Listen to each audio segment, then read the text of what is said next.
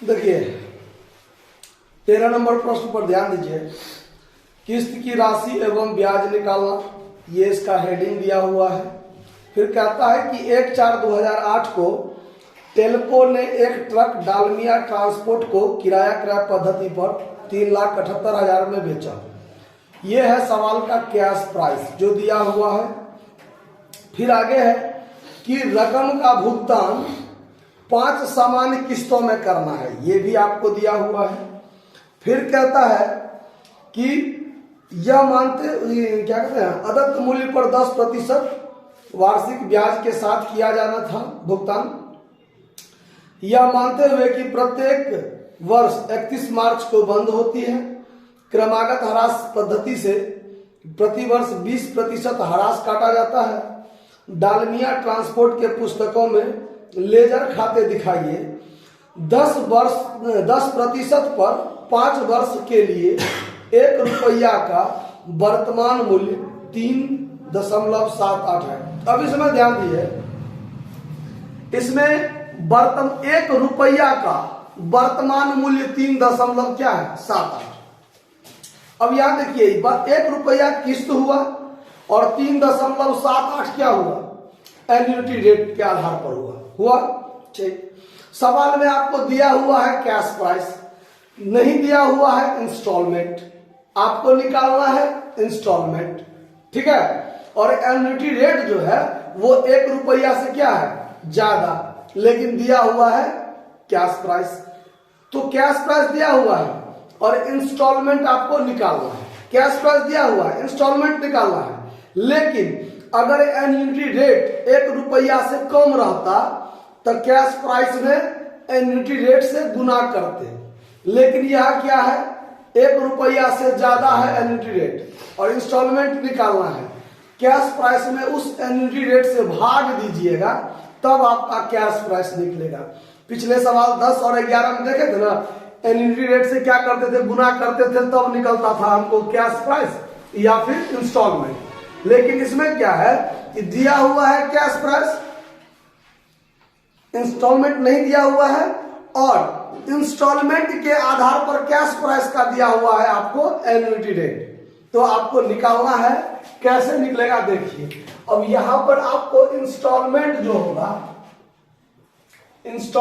होगा वो आपको कैश प्राइस बटा एन्युटी रेट करके निकालना पड़ेगा। यानी 3,78,000 भागा 3.78, जब इससे आप भाग दीजिएगा तो आपको निकलेगा 1 लाख का इंस्टॉलमेंट। कितना का, 1 लाख का। अब आगे का सवाल सेम टू सेम उसी प्रकार है जैसे आप पहले से बनाते आए हैं। तो सबसे पहले आपको निकालना है कैलकुलेशन ऑफ इंटरेस्ट निकालना है। फिर आगे देखिए, यहां पर 3 कॉलम में आप कर दीजिए। सबसे पहला कॉलम में कैश प्राइस लिखते हैं आप, कैश प्राइस, इसमें आप इंटरेस्ट लिखते हैं और इसमें इंस्टॉलमेंट लिखते हैं। ठीक, कैश प्राइस आपको 3,78,000 दिया हुआ है, क्लियर। और अब आपको ब्याज जो लगाना है, चूंकि डाउन पेमेंट है नहीं, तो सीधे साल के अंत में आप ब्याज की गणना कीजिएगा। तो 1/4/2008 का अंतिम दिन होगा 31/3/2009, ठीक है। खरीदा है 1/4/2008 को, साल का प्रथम दिन हुआ। अब ये 2008-9 के आधार पर अंतिम दिन होगा 31 मार्च 2009। इस तारीख को आप ब्याज निकालिए तो 3,78,000 का क्या प्रतिशत ब्याज है, 10%। 10% है ना, ये कट गया तो ब्याज होगा 37,800। इंस्टॉलमेंट है 1 लाख का, इंस्टॉलमेंट में ब्याज क्या है शामिल, कैसे समझे। 1 लाख का 5 गो किस्त है तो 5 लाख हो गया ना पेमेंट, 5 लाख क्या हो गया, पेमेंट हो गया। और उसके बाद आपको जो है 3,78,000 है आपको कैश प्राइस। तो स्वाभाविक बात है कि 1 लाख के किस्त में ब्याज क्या है, शामिल। इसमें आप 37,800 घटा दीजिए, तो घटाकर कितना बचेगा, थोड़ा घटाइए, देखिए 1,00,000 में से घटा दीजिए 37,800, 62,200 बचा, 62,200। अब यहां पर आप 62,200 घटाइएगा अगले साल के लिए। अब 62,200 में से 3,78,000 में से ये घटाना है, तो बचेगा 3,15,800, 3,15,800। अब 31/3/2010 को अगले साल के अंतिम दिन 3,15,800 का 10% ब्याज निकालिएगा,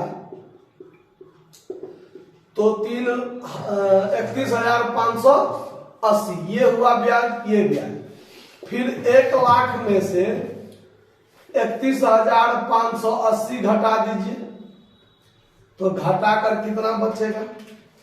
1,00,000 में से घटाना है 31,580, 68,420। आप लोग भी घटाते रहिएगा।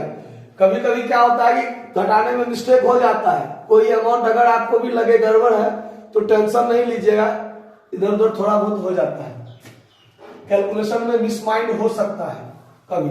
आप प्रोसेस पर ज्यादा ध्यान से देखिए। अब यहां पर क्या है, इसमें कितना घटेगा? 68,420 घटेगा।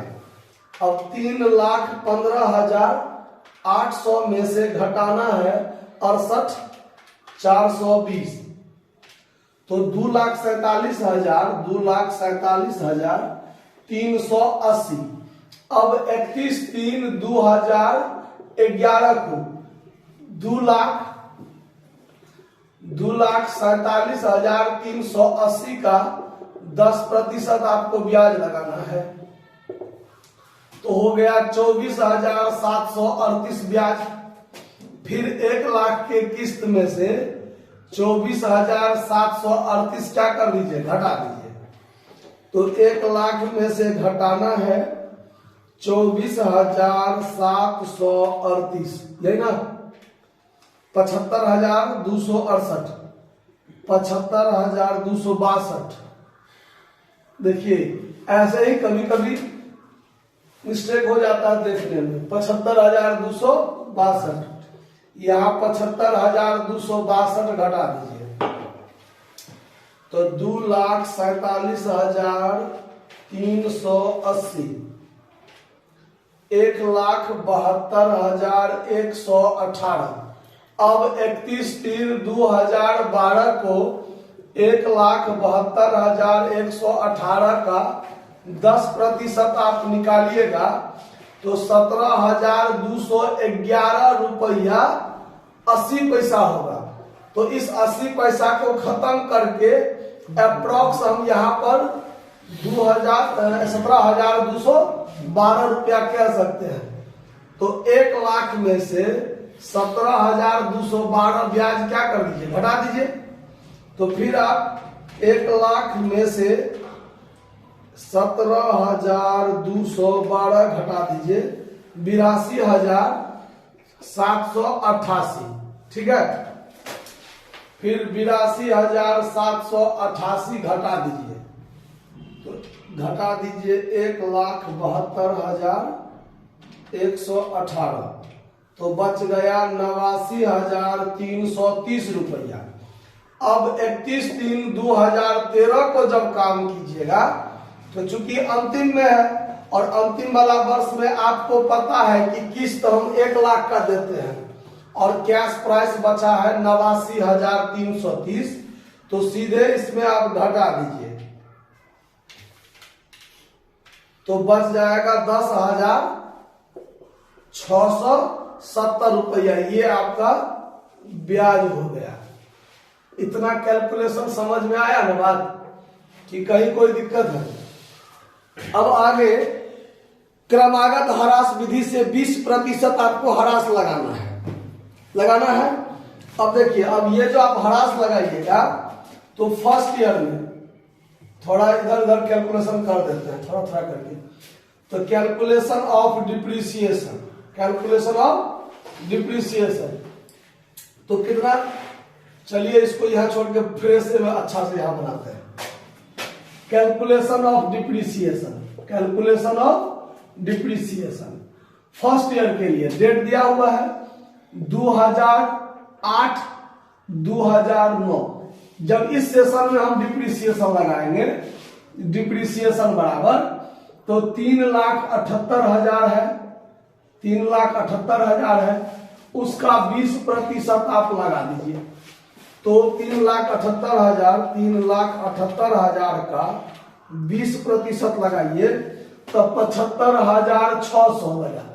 अब रिटेन डाउन वैल्यू आप निकालिएगा तो 3,78,000 में से 75,600 आप घटा दीजिए। तो 3,78,000 में से घटा दीजिए तो 3,02,400। ठीक है। अब 2009-2010 इस सेशन के लिए लगाइएगा तो आपका डिप्रिसिएशन 3,02,400 पर 20% लगाना है। तो ये से ये कटेगा तो कितना हो जाएगा 60,480 होगा ना, देख लीजिए गुना करके आप भी। उसके बाद रिटेन डाउन वैल्यू 3,02,400 में से 60,480 घटा दीजिए तो 3,02,400 में से 60,480 घटा देंगे तो 2,41,920 रुपया। फिर 2010-11 के लिए आप डिप्रिसिएशन लगाइएगा तो 2,41,920 का 20%। तो इसका 20% कितना हो जाएगा, इसका 20% जब आप निकालिएगा तो 48,384 निकल जाएगा। फिर इसका रिटेन डाउन वैल्यू 2,41,920 में से 48,384 घटाइए 2,41,920 तो 1,93,536। ठीक है। 2,11,000 से 12 में 1 2 3 4 साल का भी निकला है ना। डिप्रिसिएशन बराबर 1,93,536 का फिर 20% आप निकाल लीजिए। तो इसका 20% जब आप निकालिएगा तो 38,707 रुपया 38,707 रुपया निकल जाएगा। देख लीजिए कैलकुलेशन करके ठीक है कि नहीं है। तो रिटेन डाउन वैल्यू कितना बचेगा 1,93,536 में से 38,707 घटाइए। ठीक है ना, कोई दिक्कत हो रहा है। 1,93,536 गुने नहीं घटे 38,707 तो 1,54,829 बचेगा। ठीक। और 2012-13 में जब आप काम कीजिएगा तो डिप्रिसिएशन बराबर 1,54,829 का 20% निकाल दीजिए। अब इसका भी निकलेगा 20% तो 30,965 रुपया 80 पैसा होता है। तो इसको 66 रुपया बना लीजिए और तब रिटेन डाउन वैल्यू बराबर 1,54,829 में से 30,966 घटा लीजिए तो यहां पर आपको कितना हो जाएगा 1,54,829 माइनस 30,966 21,863। क्लियर है बात, समझ में आया कि नहीं आया। तो ये पॉइंट सब आपको ध्यान रखना है कि पहले ये संपत्ति खाता में इसको ध्यान रखना है कि कितना कितना डिप्रिसिएशन लगा है 5 साल में। और ये जो आपका ब्याज वाला बात है, पहले साल का ब्याज, ये आपका दूसरे साल का ब्याज, ये तीसरे साल का ब्याज, चौथे साल का ब्याज और 5वें साल का ब्याज, इतना को मेन ध्यान रखना है जब आप खाता खोलिएगा तब। क्लियर। तो आप लोग इसका फोटो ले लीजिए और आप लोग इसका स्क्रीनशॉट ले लीजिए, ताकि फिर हम आगे बताएं तो दिक्कत ना हो।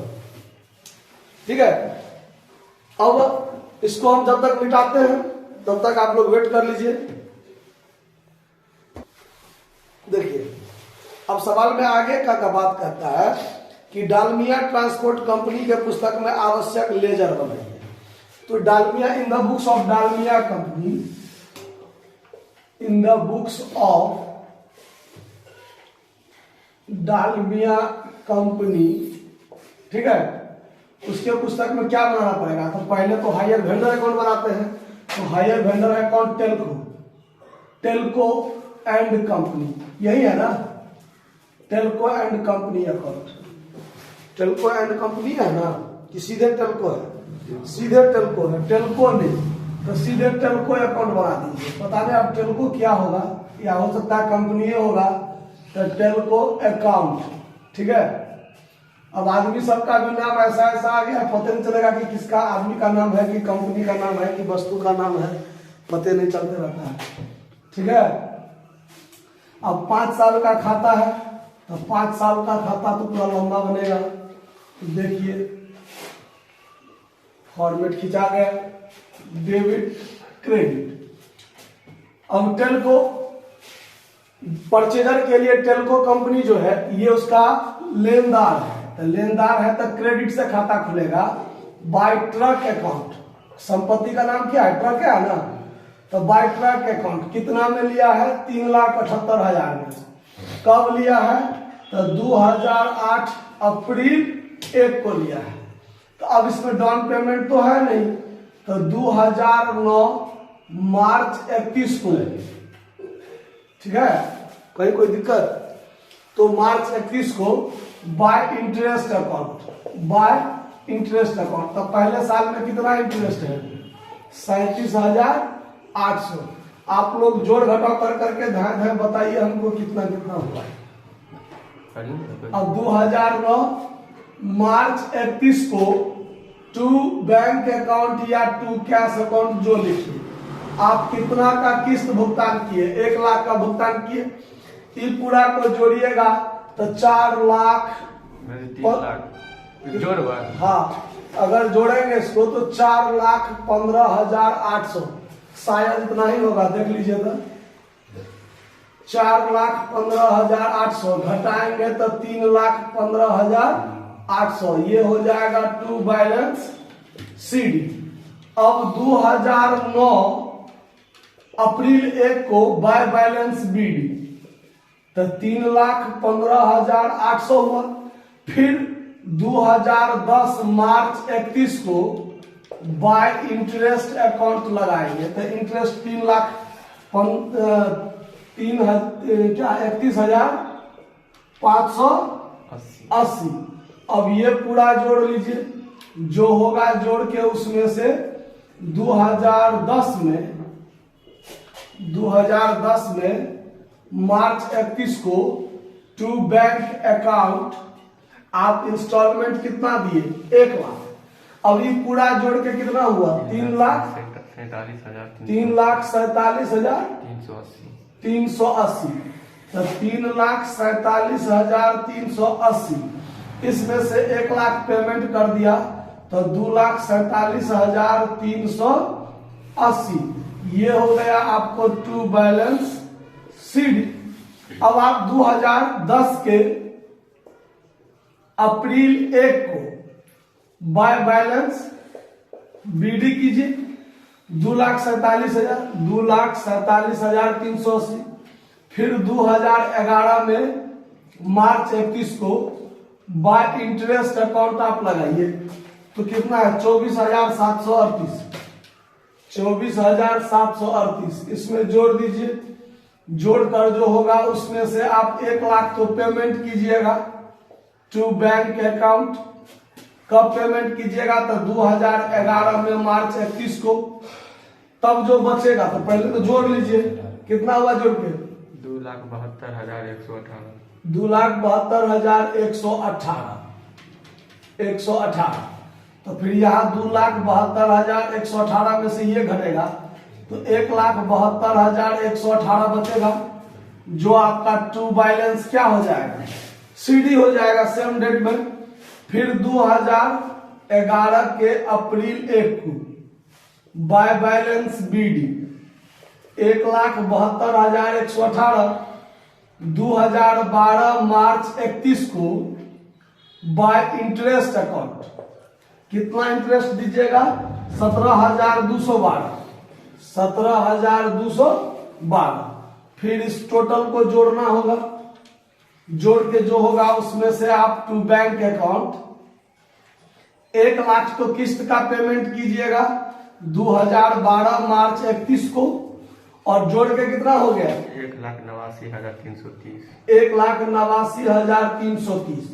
1,89,330। 1 लाख घट गया 89,330, जो बच गया वो टू बैलेंस सीडी।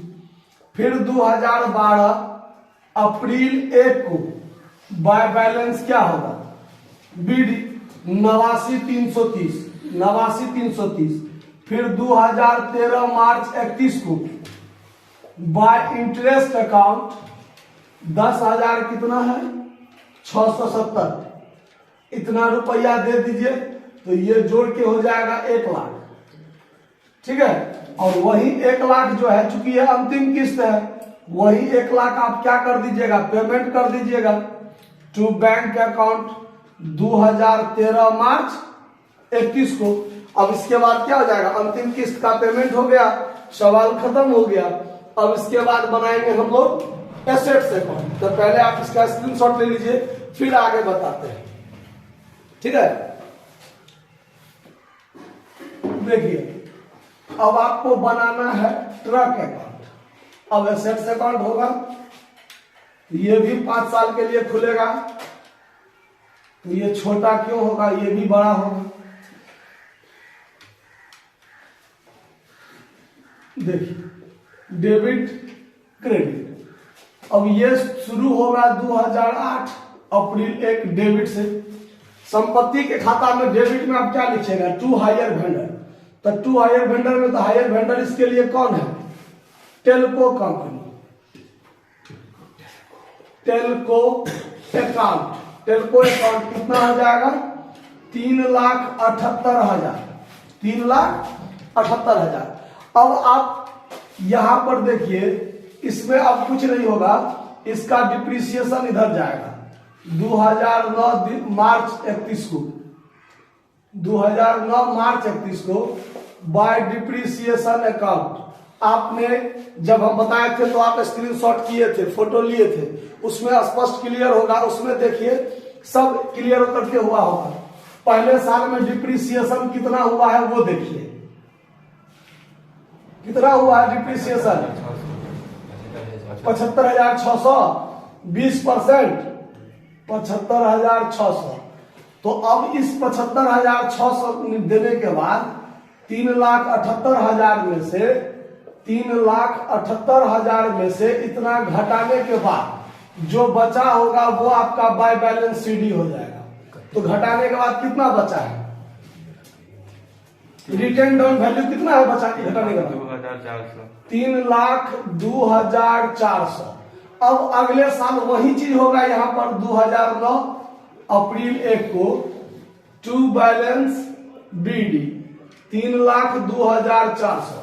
अब इसमें आप फिर 2010 मार्च 31 को डिप्रिसिएशन लगाइएगा बाय डिप्रिसिएशन अकाउंट। इसका 20% 60,480 आया होगा।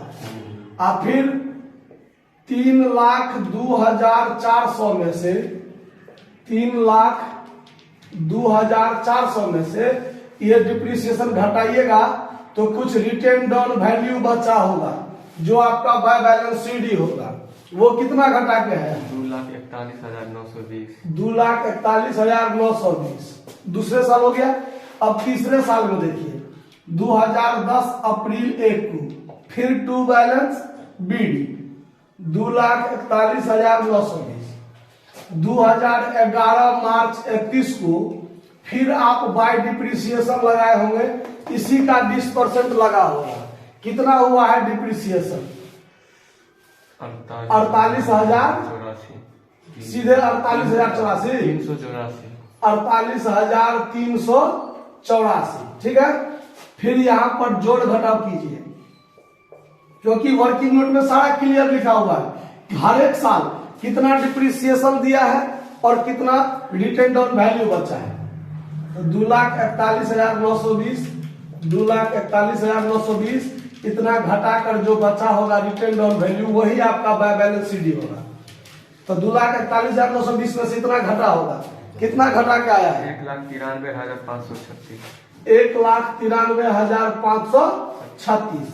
फिर 2011 मार्च 31 को टू बैलेंस बीडी, मार्च 31 नहीं, अप्रैल 1 होगा यहाँ पर, अप्रैल 1,93,536। फिर आप 2012 मार्च 31 को बाय डिप्रिसिएशन कितना आया है? 38,707, 38,707। फिर टोटल कर लीजिए, जोड़ घटाओ,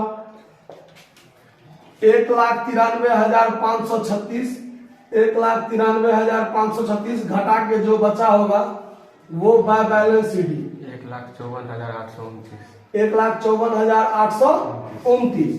और फिर 2012 हो गया ना, हाँ, अप्रैल 1 को फिर यहाँ पर टू बैलेंस बीडी कीजिए, 1,54,829। फिर 2013 मार्च 31 को बाय डिप्रिसिएशन अकाउंट, इसी का 20% यहाँ लगेगा, कितना आया है? 30,966, 30,966।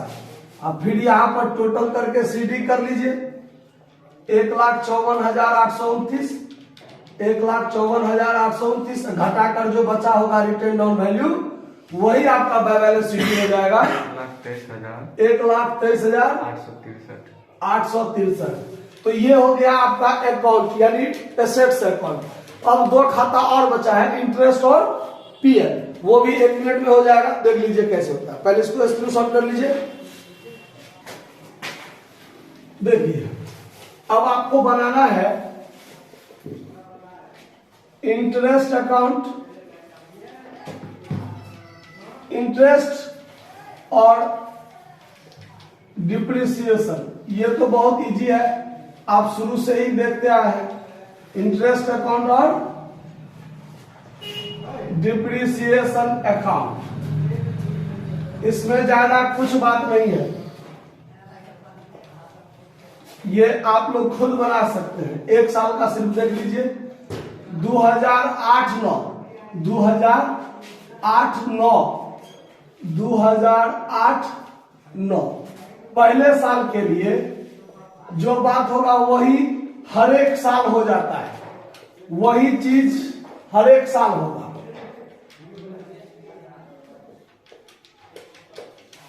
देखिए, इंटरेस्ट क्या होता है, तो हायर वेंडर पर इंटरेस्ट लगता है, इंटरेस्ट टू हायर वेंडर, तो यहां पर लिखेंगे टू टेल्को, टेल्को अकाउंट, और फिर वही चीज पीएल में जाता है तो बाय पीएल अकाउंट। तो यही चीज टू टेल्को बाय पीएल हर एक साल होगा, to Telco by PL, to Telco by PL, समझे बात? यही आपको 2008-9 में 2009-10, 2010-11, 2011-12, 2012-13 बराबर तो कर लीजिएगा। वही चीज यहाँ भी 2009-10, 2010-11, 11-12, 12-13। अमाउंट क्या होगा, तो 5 साल का जो ब्याज है वही 5 साल में क्लियर होते चलेगा। तो यहाँ पर 37,800, तो यहाँ भी 37,800, 31,580, 31,580, यहाँ भी 31,580, मतलब टोटल को बाय पीएल। फिर यहाँ पर 24,738, 24,738, यहाँ भी 24,738, 17,212, 17,212, 17,212, फिर 10,670, 10,670। मतलब ये जो इंटरेस्ट है वही हर साल to vendor by PL, to vendor by PL यही होते जाता है। क्लियर बात? फिर जब डिप्रिसिएशन बनाएंगे तो ये भी 2008-9 में जो चीज होगा वही हर साल हो जाएगा, 2008-9।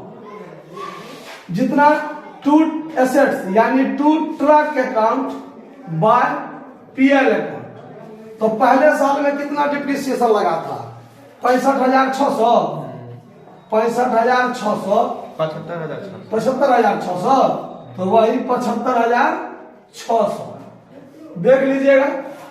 वही चीज हर मतलब 5 साल तक to truck by PL, to truck by PL, to truck by PL होता रहेगा, टू ट्रक बाय पीएल 5 साल तक। ये सब बार बार बनाने में मन भी खो जाता है ना, लेकिन क्या कीजिएगा, मजबूरी है बनाना। 5 साल का जो डिप्रिसिएशन होगा वो आपको पता होगा, जो ट्रक अकाउंट में आप लगाए थे 5 साल तक डिप्रिसिएशन, वही टू डिप्रिसिएशन बाय पीएल आप लिख सकते हैं। क्लियर? तो दूसरे साल में कितना ह्रास लगा था? 60,480। 60,480, तो यहीं पर 60,480। फिर तीसरे साल में कितना लगा था? 48,384। 48,384, 48,384। फिर चौथे साल में 38,707। 707, 38,707, और अंतिम साल में 30,966। 30,966, 30,966। यहाँ पर डेट मेंशन 8-9 है, तो 9-10, 10-11, 11-12, 12-13 लिख दीजिएगा। 2008-9, तो 9-10, 10-11, 11-12, 12-13 जो भी हो आप आराम से 5 साल के लिए लिख सकते हैं। कोई दिक्कत नहीं है समझने में, बहुत इजी क्वेश्चन है। लिखने में ज्यादा मेहनत है मगर सवाल में जान नहीं है। नोट कर लीजिए। धन्यवाद।